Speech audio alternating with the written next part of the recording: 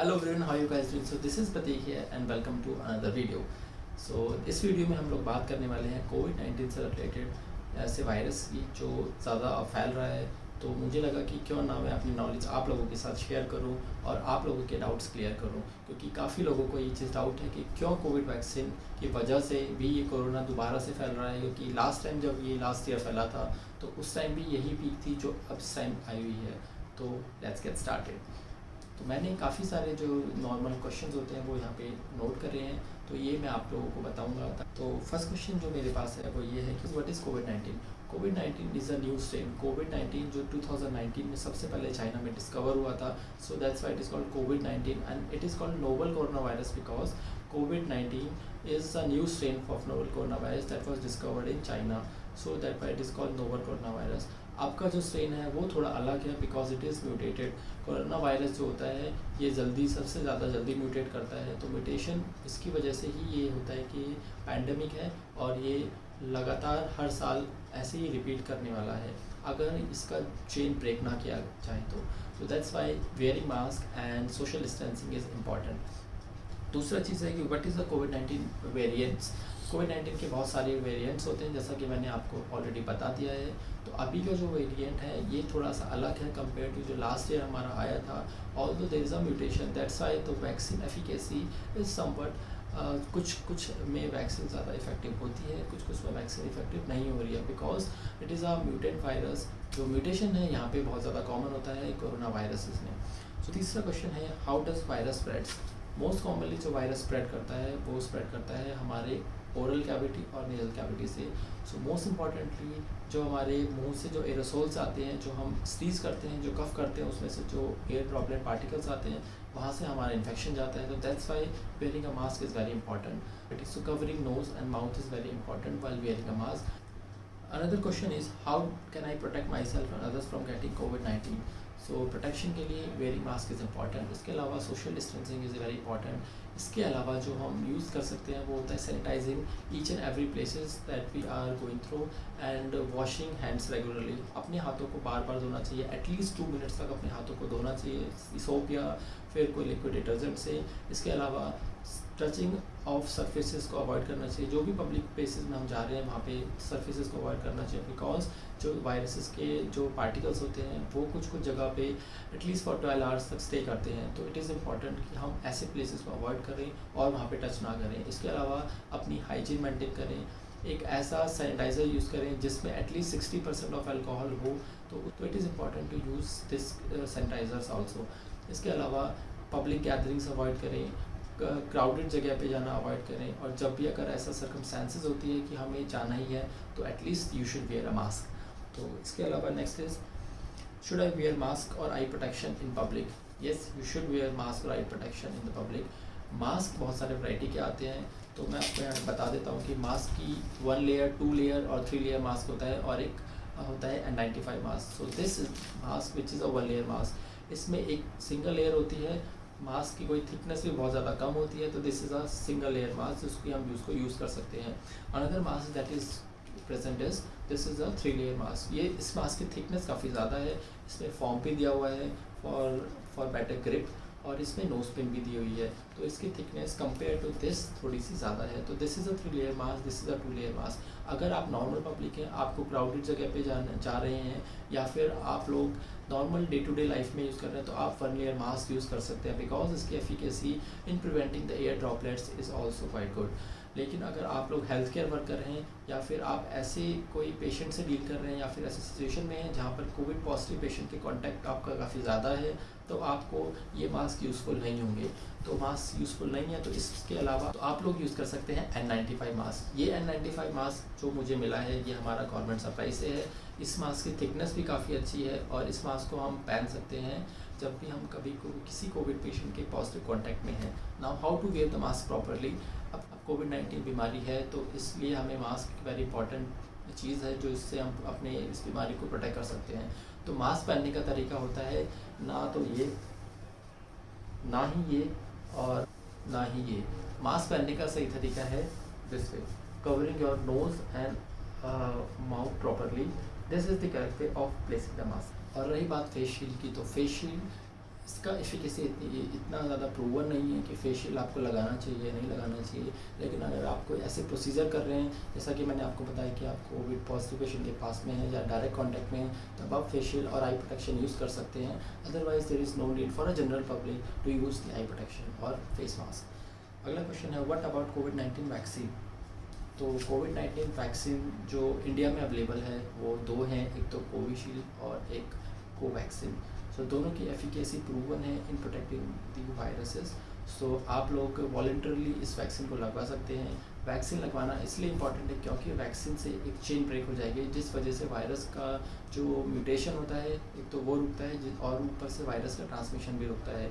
तो that's why is important to get vaccinated. तो मैं ये रिकमेंड करूँगा, अगर आप लोगों ने वैक्सीन नहीं लगवाई है तो आप प्लीज़ जाके वैक्सीनेशन करवाइए, ये वो बहुत ज़रूरी है।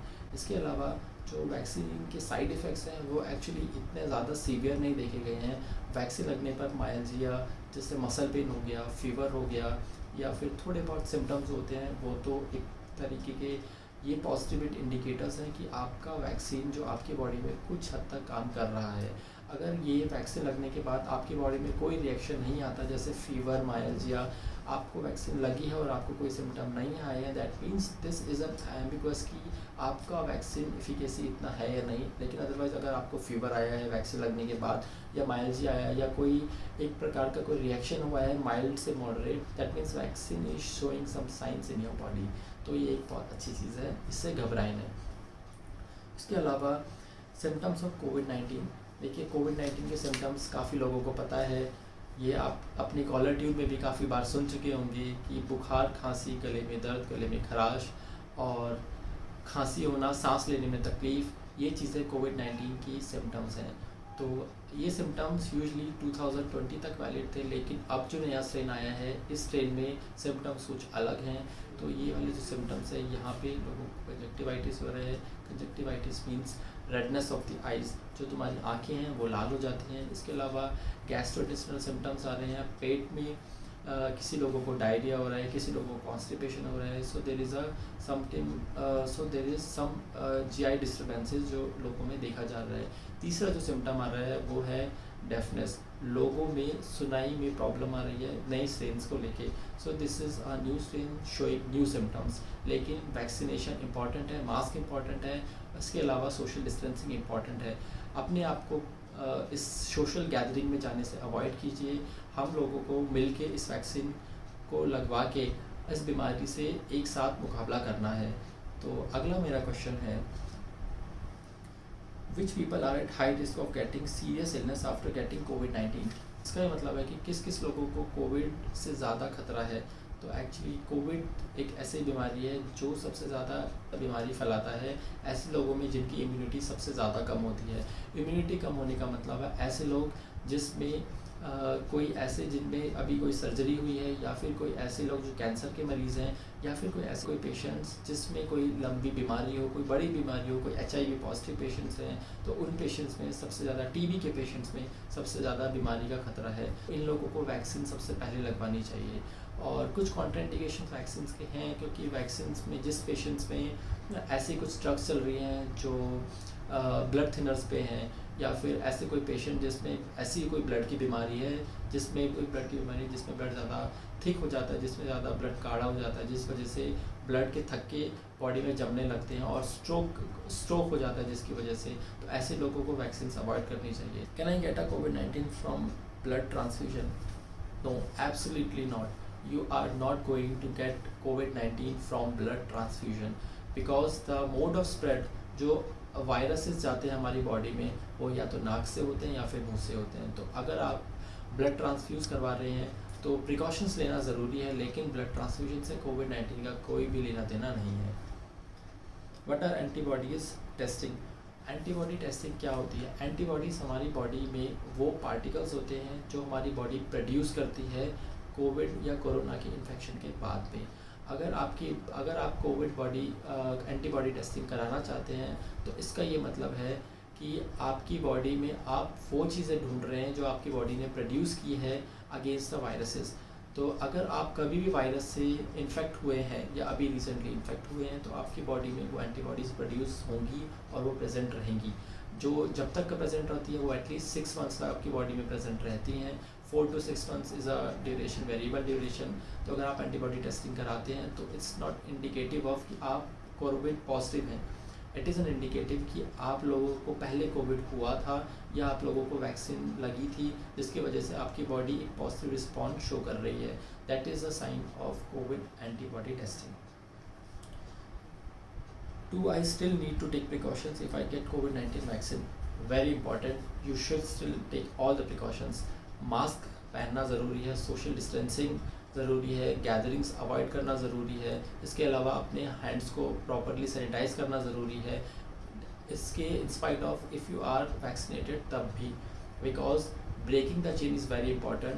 वैक्सीन एफिकेसी अगर मैं आपको एक एनालॉजी बताऊं तो सपोज 100 पेशेंट्स हैं कहीं भी और दे आर नॉट वैक्सीनेटेड, तो 100 के 100 पेशेंट्स को कोविड होना ही है, दैट इज़ इम्पॉर्टेंट। 100 पेशेंट्स में से 50 पेशेंट्स ऐसे होंगे जिसमें सीवियर रिएक्शन होगा और 25 will land up in ICU. अगर वैक्सीनेटेड हैं, इफ़ सपोज वैक्सीन की एफिकेसी 50% भी है कि वैक्सीन 50% आदमी में काम कर रही है, तो 100 में से 50% लोग, दैट मीन्स 50 लोग वैक्सीन लगवाने के बाद इन्फेक्ट हुए हैं, वो उनका बैड लक था।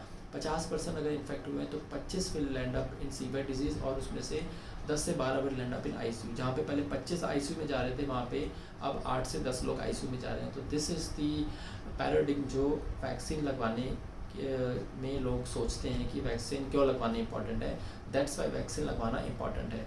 इसके अलावा आर देयर मेडिकेशन फॉर कोविड-19? Yes, there is an approved drug by FDA, remdesivir, जो ड्रग FDA के द्वारा अप्रूव हुआ गया है। तो ये ड्रग इम्पॉर्टेंट है बिकॉज अभी एक रिसर्च चल रही है और भी बहुत सारे ड्रग्स आ रहे हैं इस कोविड-19 से रिलेटेड, लेकिन ये ड्रग थोड़ा कॉस्टली है इंडिया में और इतनी एफिकेसी है बिकॉज ये अभी स्टिल ट्रायल्स पे हैं। रेमडेसिविर की एफिकेसी इतनी ज़्यादा नहीं देखी गई है, that's why they are still in the trial phase और FDA ने अभी फ़िलहाल इसमें अप्रूव कर दिया है because it is in the stage 4 trial. इसके अलावा dexa and prednisolone, these are the steroids. Steroids हमारी बॉडी में एक ऐसे केमिकल्स होते हैं जो हमारी बॉडी के इन्फ्लेमेटरी रिएक्शंस को कम करते हैं। तो अभी जो अप्रूव्ड है वो डेक्सामेथासोन और प्रेडनिसोलोन है जो हम यूज़ कर सकते हैं। इसका कोई साइड इफ़ेक्ट नहीं है बट इसका कोई प्रूवन एफिकेसी भी नहीं देखी गई है। दैट इज़ बिकॉज क्योंकि कोविड-19 एक ऐसा वायरस है जो हमारी चेस्ट को इन्फेक्ट करता है, हमारी लंग्स को इन्फेक्ट करता है और हमारे लंग्स में इन्फ्लेमेशन कर देता है। तो steroids are thought to decrease the inflammation in the body. That's why it is given in the body for treating the COVID-19 patients. इसके अलावा क्लोरोक्विन और हाइड्रोक्सीक्लोरोक्विन की क्या एफिकेसी होती है? Absolutely no. FDA has approved that hydroxychloroquine and chloroquine has no efficacy in treating or in preventing the COVID-19. पहले last time जब नया नया आया था तब ये चला था। आपको बता दूं मैं, क्लोरोक्विन जो हाइड्रोक्सीक्लोरोक्विन होता है, this is a medications for malaria. तो पहले ऐसा देखा गया था कि ये जो ट्रीटमेंट है मलेरिया के लिए जो ड्रग्स दे रहे हैं वो कोविड के लिए भी इफ़ेक्टिव हो रहा है। ये क्या था, किस लिए दे रहे थे, it's I don't know, but अभी के लिए FDA ने साफ मना कर दिया है कि अभी हम लोग इसको ड्रग को कोविड-19 पॉजिटिव पेशेंट्स में नहीं दे सकते हैं। इसके अलावा कौन से डाइटरी सप्लीमेंट्स हैं जो हम कोविड पॉजिटिव पेशेंट्स को दे सकते हैं? जो डाइटरी सप्लीमेंट्स होते हैं वो विटामिन सी है, because vitamin C is very important in helping improving the immunity. तो अगर आपकी इम्यूनिटी अच्छी होगी तो आपका जो एक इन प्रोसेस होगा fighting against the Covid disease, या फिर आपकी जो इम्यूनिटी होगी in protecting against the Covid infection, वो काफ़ी ज़्यादा इम्प्रूव हो जाएगी। तो इसके लिए आप विटामिन सी की टैबलेट्स ले सकते हैं या फिर ऐसे कोई फ्रूट्स ले सकते हैं जिसमें विटामिन सी ज़्यादा होता है, जैसे कि सिट्रस फ्रूट्स हो गए, खट्टी चीज़ें हो गई, ऑरेंज हो गए, लेमन्स हो गए, ये आप चीज़ें ले सकते हैं। इसके अलावा मल्टीविटामिन जो आप ले सकते हैं वो आपके नियर बाय स्टोर से मिल जाएगी। Multivitamin is also a kind of thing जो आपकी इम्यूनिटी को इम्प्रूव करेगा। तो इम्यूनिटी इम्प्रूव करना is very important apart from wearing mask and social distancing and avoiding proper gathering. तो this is something that we should all take care. अब बात आती है ऐसे टॉपिक की कि कोविड दोबारा से क्यों आ रहा है, क्यों फैल रहा है। देखिए, कोविड एक ऐसी बीमारी है, एक ऐसा वायरस है जो बहुत जल्दी म्यूटेट करता है, मतलब बहुत जल्दी चेंज होता है। तो इसका जो ड्यूरेशन ऑफ चेंजिंग है वो बहुत ज़्यादा रैपिड है। तो अगर हमने वैक्सीन किसी एक स्ट्रेन के लिए बनाई है तो हो सकता है कि वो वैक्सीन उसी स्ट्रेन के लिए हो और वो वायरस अपने आप को जल्दी से बदल ले। तो अगर हम चेन को ब्रेक करते हैं by wearing mask, by avoiding social gatherings and maintaining proper social distancing, तो हम इस चीज़ को अवॉइड कर सकते हैं, म्यूटेशन को रोक सकते हैं। बिकॉज ये जो फैक्टर्स होते हैं वायरस के चेंज में ये ड्यूरेशन को कम कर देते हैं, तो वायरस जो है वो म्यूटेट नहीं होता। इसके अलावा जो इम्पॉर्टेंट थिंग है वो ये होती है कि अभी जो कंडीशन है इंडिया की और बाकी कंट्रीज़ की, वो बहुत ज़्यादा सीवियर है। तो आई रिक्वेस्ट यू ऑल कि आप लोग प्लीज़ वैक्सीन लगवाएं, अपने नियर बाय हेल्थ सेंटर में जाके आप वैक्सीन वॉलंटरी लगवाएं और मास्क पहने, एक दूसरे से दूरी बनाए रखें और प्रॉपर हैंड सैनिटाइजेशन और हैंड वॉशिंग का प्रयोग करें। प्रॉपर हैंड हाइजीन मेंटेन रखनी चाहिए। इसके अलावा ये चीज़ हम लोगों पे डिपेंड है। अगर हम लोग खुद वॉलंटरली आके ये चीज़ नहीं करेंगे, खुद ये नहीं समझेंगे कि क्या स्थिति अभी है इंडिया की, तो आगे जाके अभी जो हम एक बेड पे 2-2 पेशेंट देख रहे हैं, एटलीस्ट 2 पेशेंट हैं जिनको हम ट्रीट कर पा रहे हैं। ये कंडीशन हमारी इटली जैसी जो बाहर सड़कों पे पेशेंट पड़े थे, एटलीस्ट वो कंडीशन हमारे इंडिया में नहीं है। ये हम पे है, कोई हेल्थ सेक्टर पे या कोई नेता पे या कोई मिनिस्टर पे या कोई डॉक्टर्स पे रिलेटेड नहीं है। ये हम लोगों पे, एक आम जनता पे डिपेंड करता है कि हम कितना अपने आप को इस चीज़ में इन्वॉल्व करना चाहते हैं, डिजीज़ को मेक करने में या ब्रेक करने में। तो ये हमारे हाथ में है, ना कि किसी और डॉक्टर्स या किसी नर्सेज या किसी हॉस्पिटल मिनिस्टर या किसी उसके हाथ में है। कोई पॉलिसीज़ वगैरह काम नहीं आएंगी। It is the participation of normal people जो काम में आएगा, जिस वजह से हम इस वायरस को हटा सकते हैं, रोक सकते हैं। तो it is my humble request कि आप लोग वैक्सीन लगवाएं और इस चीज़ को प्रॉपरली सीरियसली लें, बिकॉज वैक्सीनेशन इज़ इम्पॉर्टेंट। मैंने आपको बताया था एग्जांपल से, वैक्सीनेशन इज़ इम्पॉर्टेंट और वैक्सीन की एफिकेसी इतनी है कि आप जो पेशेंट आईसीयू में पहुंच रहा है, जिसको ऑक्सीजन की कमी है, तो एटलीस्ट वहाँ तक कोई पेशेंट ना पहुंच पाए। और तो वैक्सीन लगवाने के बाद अगर आप कुछ साल बाद या कुछ महीने बाद पॉजिटिव भी आ गए, तो कोई घबराने की बात नहीं है। Because it is a sign कि आपको एक माइल्ड सिम्टम्स हुआ, माइल्ड से इन्फेक्शन हुआ, आपकी बॉडी ने एंटीबॉडीज़ प्रोड्यूस करी और आपका इन्फेक्शन 1-2 दिन में ठीक हो गया। तो दिस इज़ इम्पॉर्टेंट थिंग कि यू शुड गेट वैक्सीनेटेड। तो आई होप आपको ये वीडियो पसंद आई होगी। जो भी आप लोगों के डाउट्स हैं, आप लोग इस कमेंट सेक्शन में बताइए। आई विल ट्राई कि मैं अपना बेस्ट दूँ और आप लोगों के डाउट्स क्लियर कर सकूँ। आई होप कि आपको ये वीडियो पसंद आई होगी। तो इसको लाइक कीजिए, शेयर कीजिए, सब्सक्राइब कीजिए। तो मिलते हैं अगली वीडियो में, तब तक के लिए गुड बाय।